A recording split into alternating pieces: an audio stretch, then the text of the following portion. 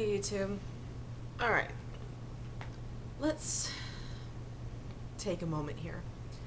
This is the obligatory paganism does not equal Satanism vid. Just to go ahead and clarify that and, give something, just put the disclaimer out there. Let's start this logically. Saying that pagans worship Satan is like saying that Christians worship Buddha. You don't. We don't.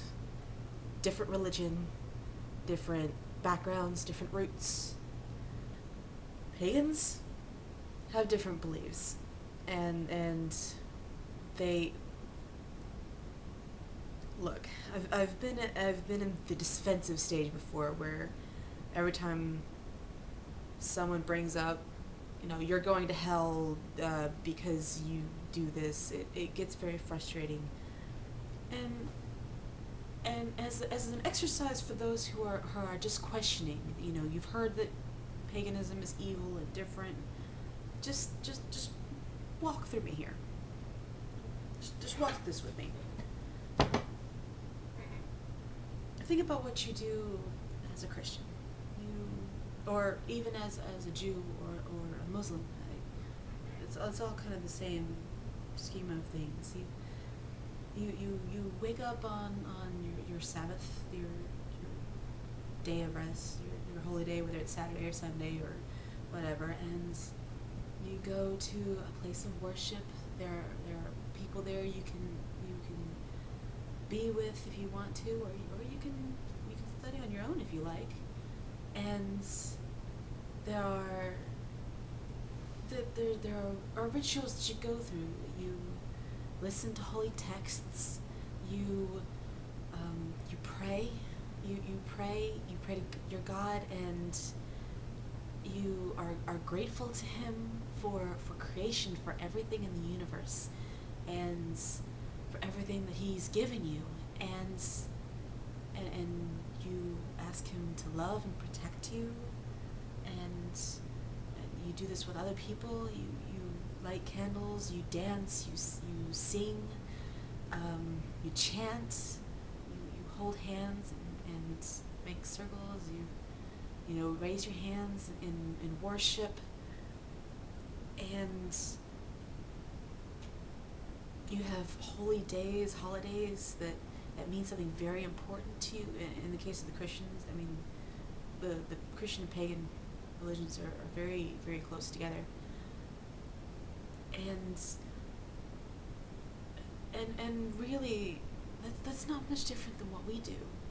We have holy days, and we come together in prayer. We thank our Creator, that whatever we believe in, for the universe and for ourselves and for everything they give us, and we give them our love and adoration, just like you love and adore God, and we ask for their protection and their love back, and we sing and we chant, we pray. You have rituals like communion and mass, where certain things happen, and it's all very spiritual. We have our own sort of communion. We don't drink of the blood of Christ, but we have the fruit of the earth, fruit juice or wine, or food that we can eat, bells. But we have accoutrements of our thing, whether it's a holy text or if it's a bells or candles or incense, all sorts of things like that, and they're so close together. And really, there are so many parallels between them that it's if you didn't know which god was being involved, you wouldn't know really the difference, except that churches generally have larger congregations.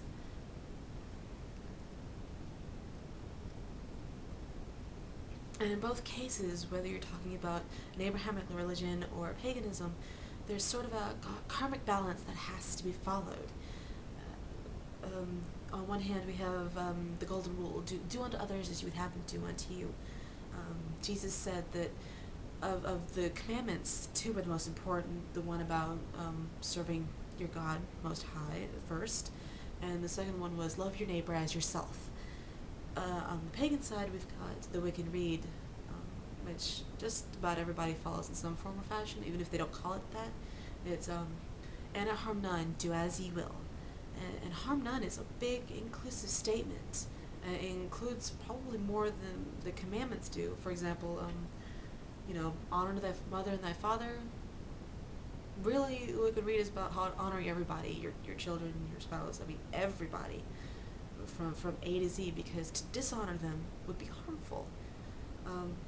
Do not steal. Do not lie. Do not bear false witness. Do not murder. Obviously. Do not covet. Coveting is also a negative emotion, and it leads to negative action.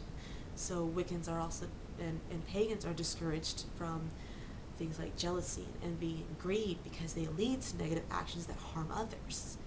And that's one of the things you always have to keep in mind when you're a pagan. What will cause harm to others?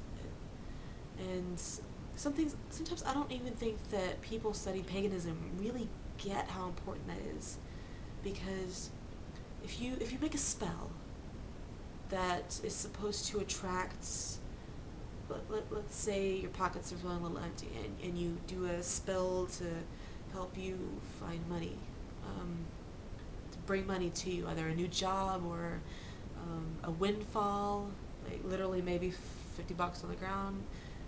You got to remember that if you use that spell and you shift the universe to let you get that job, somebody else doesn't get that job. Or if you find $50 on the ground, that came out of someone's pocket. So you have to be very responsible for the consequences of your actions, because what you put into the universe comes back to you. If you put in positive things, you get positive things. If you put in negative things, and sometimes things that seem positive are negative, and those will come back to you.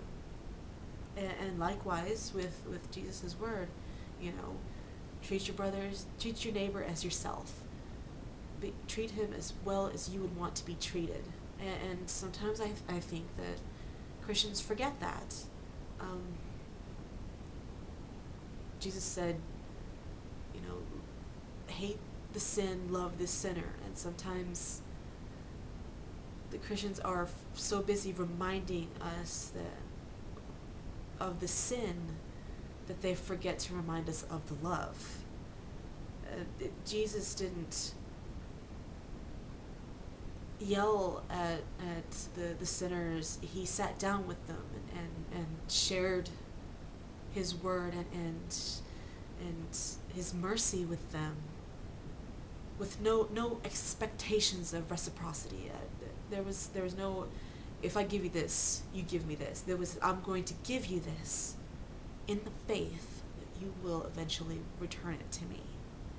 And that's kind of what pagans do too.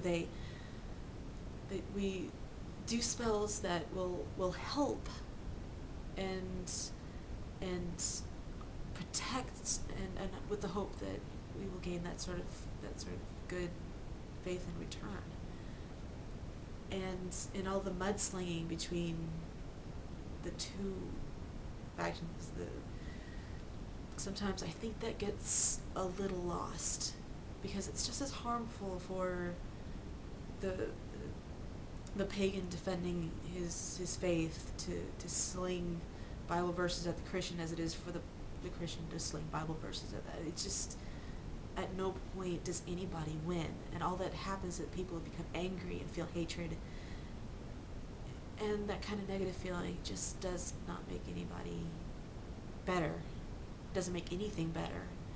It's just negative, and it's something that should be discouraged and purged from us, because we're better than that. If you love your brother, no matter what you feel about the way that he does things, if you love him, that love will be returned to you in some way. And it's something, and that's something that both sides both teach. Alright, thank you very much for listening. I hope that I was able to, get my point across and make things a little more clear as to what I'm going for here. I know that some of you probably still think that I'm the spawn of Satan, but that's your privilege. The next episode is probably going to be on the Book of Shadows, because I think that's the most important thing that you can start with at any point. And I look forward to seeing you there. Bye.